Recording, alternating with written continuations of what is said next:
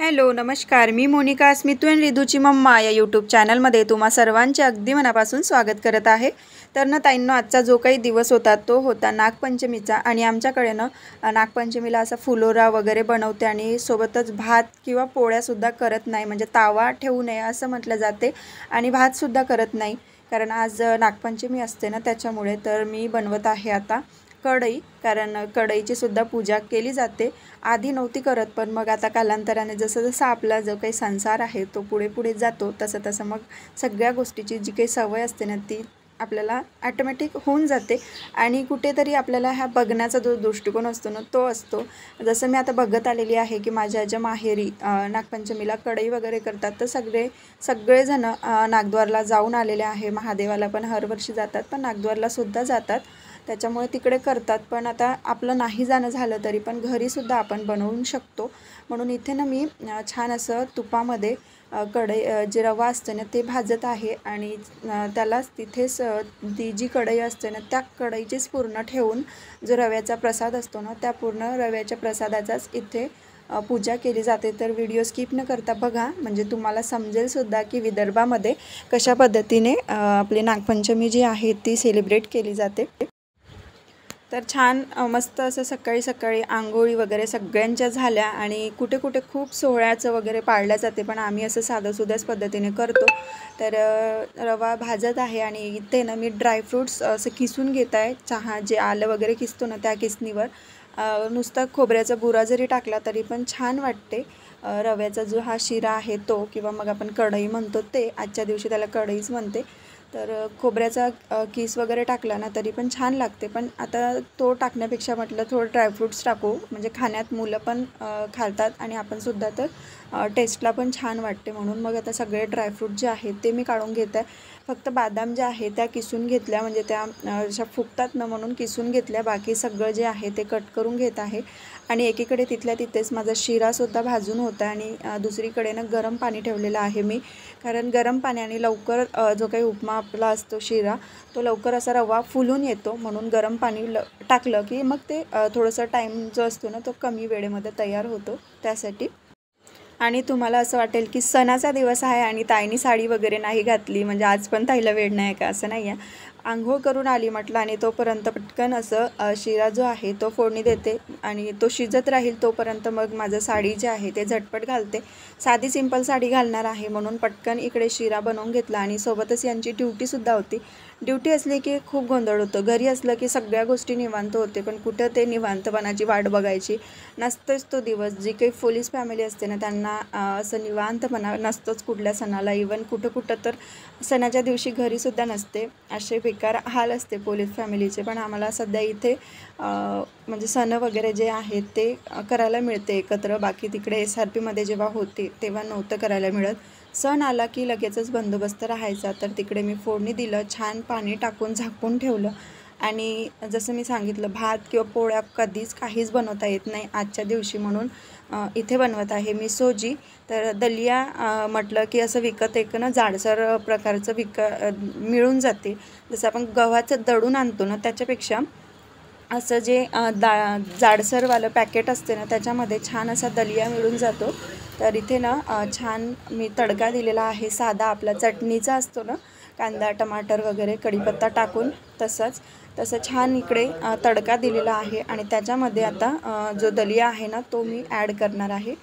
आणि इकडे कमी फ्लेमवर शिरा मी आटाईसाठी ठेवून दिला होता, तर वरून आता छान असे ड्रायफ्रूट्स आणि विलायचीसुद्धा त्याच्यात कांडून ठेवून दिली होती, म्हणजे एकत्र टाकलं की बरं होईल। आणि आता थोडंसं कोरडं पडल्यासारखं वाटत आहे तर दूध टाकलं आणि परत त्याला झाकून ठेवलं। त्यानंतरनं दलिया असं वाटत होता कोपरमध्ये काढल्यावर की खूप कमी होईल, म्हणून मी पूर्ण आहे तेवढा पॅकेट ओतला, पण नंतरनं तो खूप फुगून असा एकदम मोकळा फळफळीत झाला होता, म्हणजे खायला पण असा थोडा वेगळा वाटत होता, पण आता पर्याय नव्हता म्हणून मग ते खाण्यामध्येच गेलं। कसंही गोड आहे सोबतीला म्हणून मग तेवढं काही प्रॉब्लेम नाही आहे। हे झालं आपलं सकाळचं बस एवढंच. आणि नंतर दुपारपासून परत सणाचा जो काही स्वयंपाक असतो ना तो माझा सुरू होते. करंजा झालं, कुठं खूप सारे प्रकार बनवते, लाडू वगैरे. पण आपल्याकडे माणसं कमी, म्हणजे करणारी मी एकटी आणि सोबत लहान लेकरं, म्हणून मग थोडंसं शॉर्टकटच केलं. पूजेपुरतं आहे तेवढं केलं. समोर व्हिडिओमध्ये दिसेलच तुम्हाला. इथे छान आपली सोजी पण बनवून रेडी आहे, दलिया. थोडीशी डिलेवरीमध्ये आपण खातो ना तीच ही असते.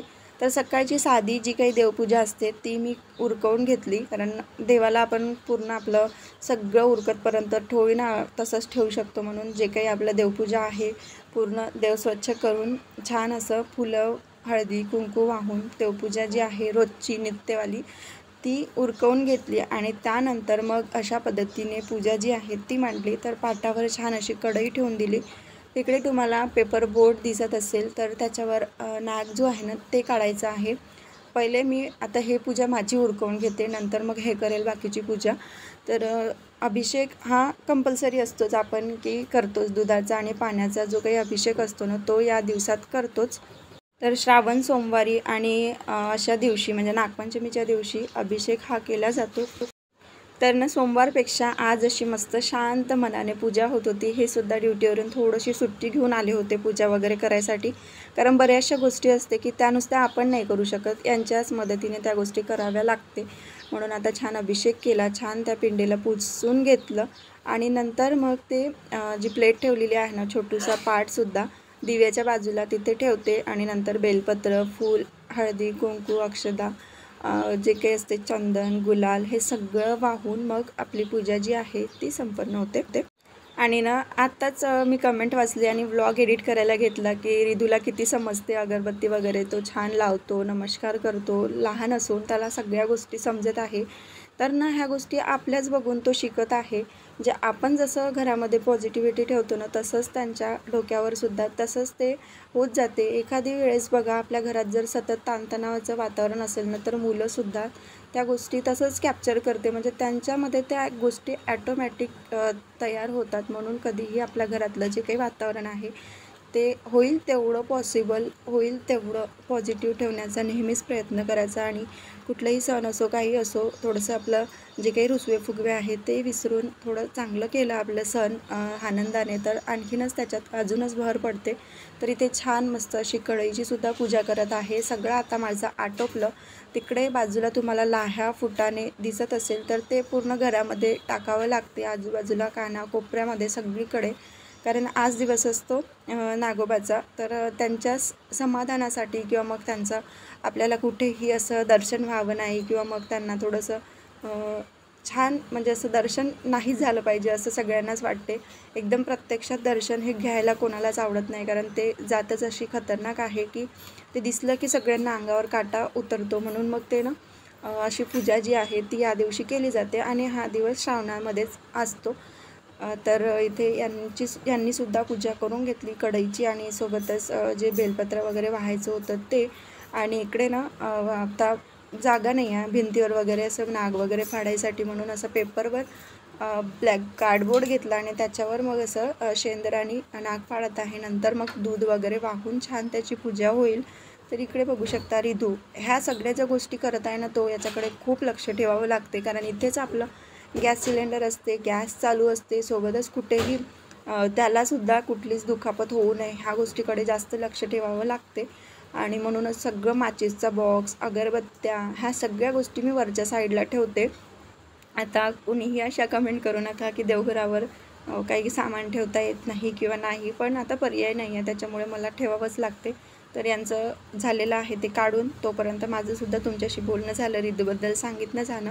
आणि आता बऱ्याचशा गोष्टी आहेत त्या तुम्ही समोर बघा. म्हणून जे काही आहे ना विदर्भात आमची नागपंचमी कशी असते, कशा पद्धतीने साजरी करतो ते तुम्हाला बघायला मिळतच आहे आणि समोर देखील बघा.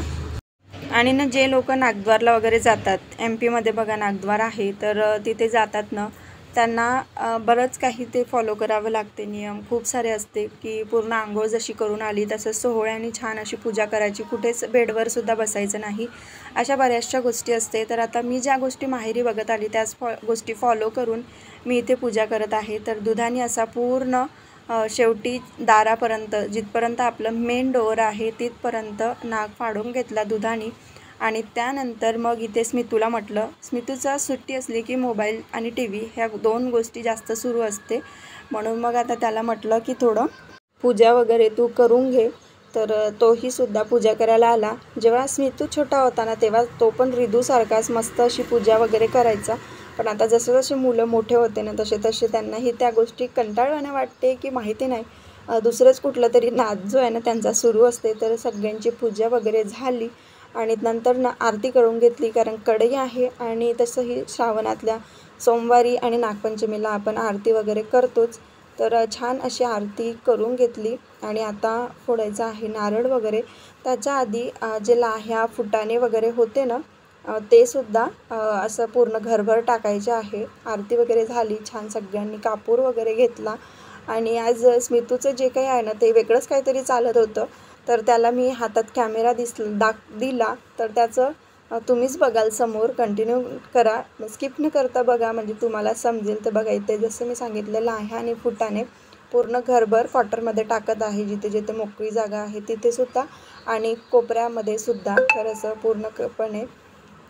तर ना ताईंनो, तुमच्याकडे कशा पद्धतीने नागपंचमी साजरी करते हे देखील कमेंटमध्ये सांगा आणि सणाला काय काय बनवते हे सुद्धा सांगा. तर आमच्याकडे सणाला खूप काही बनवते, पण मी खूप शॉर्टकट बनवलेला आहे. आणि इथे यांनी घेतलेला आहे आता नारळ फोडायसाठी. आणि जेव्हा आम्ही लहान होतो ना तेव्हा पण याच पद्धतीने करायचो, म्हणजे नारळ फोडलं की असं वाटी ग्लास वगैरे घेऊन जायचं, कारण या श्रावणामध्ये जे काही नारळ मिळते ना छान असे पाणीदार असते, म्हणजे ओले नारळ. आणि मग ते पाणी प्यायला जी मजा असते ना ते विकतच्या नारळाचं जे पाणीवालं नारळ असते ना त्याच्यामध्ये अजूनच नसते. तर ना ताईंनो, आता छान मस्त नागपंचमीची पूजा झाली. थोडा लेट झाला कारण आपलं साडी वगैरे वेअर करायची होती. म्हटलं चला सोमवारी नाही झालं पॉसिबल तर आज करूया, कारण तेच प्रोसेस महादेवाचा अभिषेक करणं वगैरे ह्या सगळ्या गोष्टी होतेच, म्हणून श्रावण महिन्यात सोमवारी तर घालतेच मी साडी वगैरे, पण यावेळेस नव्हतं पॉसिबल झालं. तर आता तेच पॉसिबल करण्यासाठी ना मी आता जाणार आहे गाडीचा चक्कर मारायला, म्हणजे साडीवर कुठपर्यंत मला जमते ते बघते, म्हणजे इथल्या इथेच चालवते, काही रोडवर वगैरे जाणार नाही, कारण साडीवर थोडं कम्फर्टेबल नाही वाटत. तर चला आता जाऊन बघते पहिले कसा होते माझा एक्सपिरियन्स. आणि गाडी पण आपली बाहेरच आहे त्याच्यामुळे, आणि मेन म्हणजे पाऊस पण नाही आहे. चला तर आता मी निघाली गाडी घेऊन, बघू आता माझा एक्सपिरियन्स काय आहे, कसा आहे.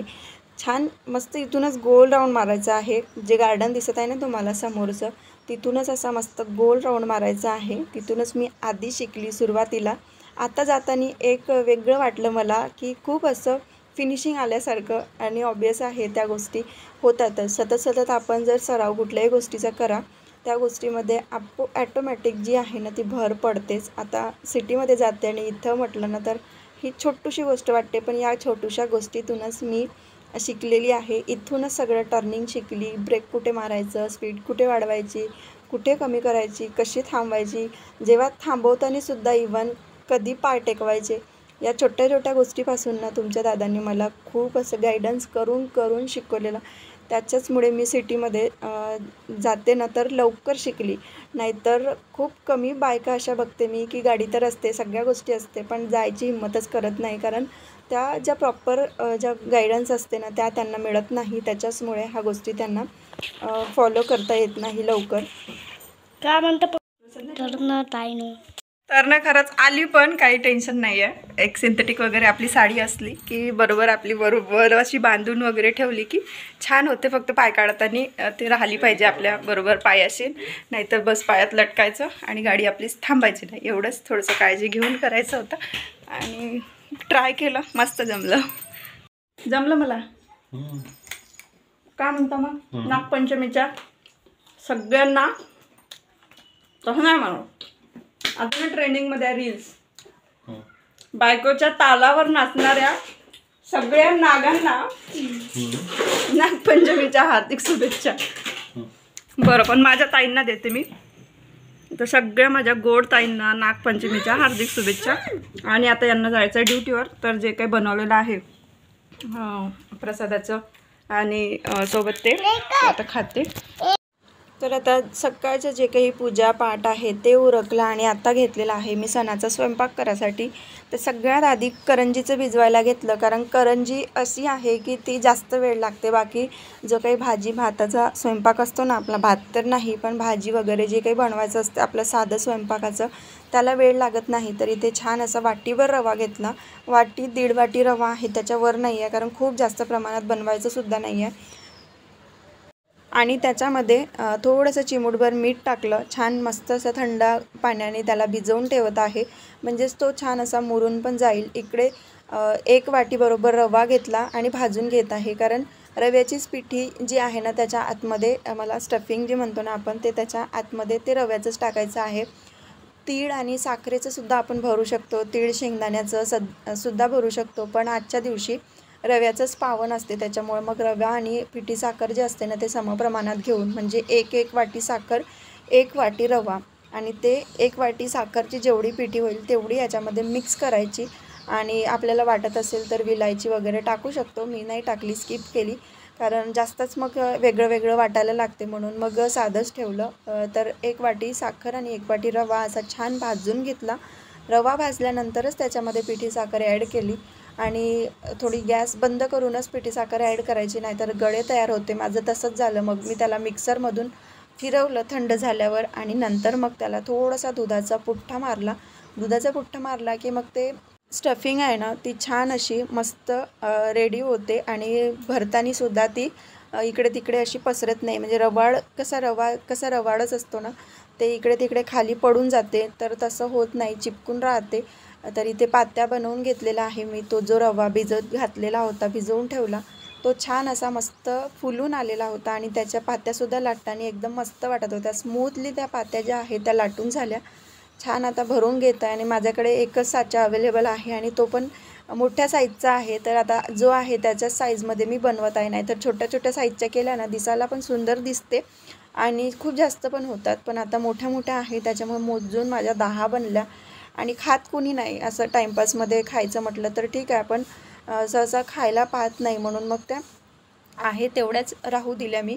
तर अशा पद्धतीने मी भरलेलं आहे. आणि जेव्हा आपण पॅक करतो ना तेव्हा नक्कीच त्याला पाणी लावून पॅक करायचं, म्हणजे अजिबात तेलात फुटत नाही, तुटत नाही, किंवा मग असं सुद्धा विस्कटत नाही ते. नाहीतर पाणी जर न लावता आपण त्याला चिपकवलं की ते लगेच उखड येते आणि मग ते तेलामध्ये टाकलं की पूर्ण तेलच खराब होते. तर कुठेही कमी जास्त काहीही झालं प्रमाण कोणत्याही गोष्टीचं तरी चालते, पण जेव्हा आपण चिपकवतो त्याला पॅक करतो तेव्हा नक्कीच पाणी लावून ते चिपकवायचं. तर इथे बघू शकता माझी करंजी रेडी झालेली आहे. आता मी सगळ्या बनवून घेतल्या. मोठ्या मोठ्या साईजच्या दिसत असेल पण काही फरक पडत नाही, आपल्याला घरीच ठेवायच्या आहे, फक्त तुम्हाला दाखवायच्या होत्या. तर इथे आता बाकीचं जे काही रवाचं मिश्रण आहे ना ते बाकी आहे. तर त्याच्या वेण्या, फण्या, आणखी पात्या अशा बऱ्याचशा गोष्टी ज्या असते त्या बनवायच्या आहे. तर आधी ह्या म्हटलं जास्त वेळ झाला की उलून जाणार, म्हणून पटकन तळून घेतल्या. 2-4 झाल्या तेव्हाच मी तेल कमी गॅसवर ठेवून दिलं होतं. आता छान तेल बनलेलं आहे आणि आता छान तळून घेते. आणि सणाचा दिवस म्हटलं ना की खरंच खूप वेगळा वाटते, म्हणजे असा वेगळाच वाटतो की एक उत्सुकता आपोआपच येते, एक पॉझिटिव्हिटी, एनर्जी खूप अशी भरभरून येऊन जाते सण म्हटला तर. आणि आता झालेली होती संध्याकाळ, सगळा स्वयंपाक आटोपला. चण्याची भाजी आणि पुरी एवढंच बनवलेलं होतं. तर सगळा स्वयंपाक आटोपला आणि असा प्रकारे फुलोरा जो असतो ना तो आमच्याकडे लावल्या जाते. कानोब्यालासुद्धा फुलोरा जो असतो ना तो लावला जातो, जे कृष्ण वगैरे बसवतो तेव्हा आणि आतासुद्धा. तर इथे अशा पद्धतीने व्हॉइस ओव्हर देताना ना गाय आली, तिला नैवेद्य वगैरे जो काही होतात शिल्लक आणि थोडंसं शिळं वगैरे ते लावून आली आणि आता सांगते तुम्हाला. तर अशा पद्धतीने पूजा झाली. इथे फुलोरा जो आहे तो लावला जातो, वड्या, पात्या, वेणी, फणी आणि सोबतच करंजीसुद्धा.